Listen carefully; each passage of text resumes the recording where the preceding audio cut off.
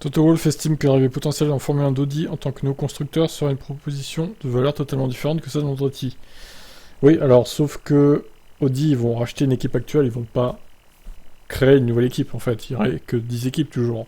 Alors, à moins qu'ils changent leur plan, bon. Depuis la disparition de l'écurie Manor fin 2016, le paysage des écuries en Formule 1 n'a quasiment pas évolué. Bien entendu, depuis Force India, Racing Point, Toro Rosso et Sauber ont officiellement disparu. Mais ces usines sont toujours actives et avancent sous les traits d'un autre constructeur, respectivement. Aston Martin, Toro Rosso. Enfin, AlphaTauri, pourquoi ils ont mis Toro Rosso là? AlphaTauri et Alfa Romeo. Cette stabilité ne devrait pas être troublée par la double arrivée programmée en Formule 1 d'un géant, à savoir le groupe Volkswagen, dont les marques Porsche et Audi devraient s'associer à des structures déjà existantes en vue de la nouvelle réglementation moteur 2026.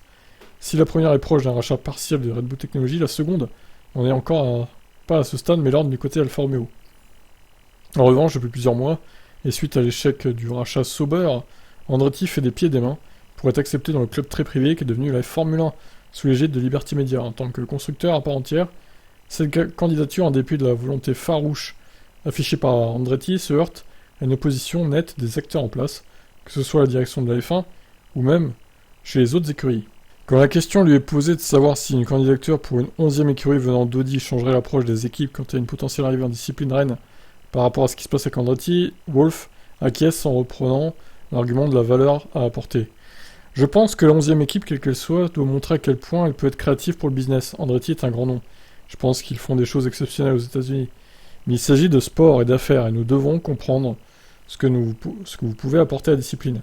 Si un constructeur ou un groupe multinational international rejoint la F1 et peut démontrer qu'il va dépenser X quantité de dollars en activation, marketing sur les différents marchés, c'est évidemment une proposition de valeur totalement différente pour toutes les autres équipes.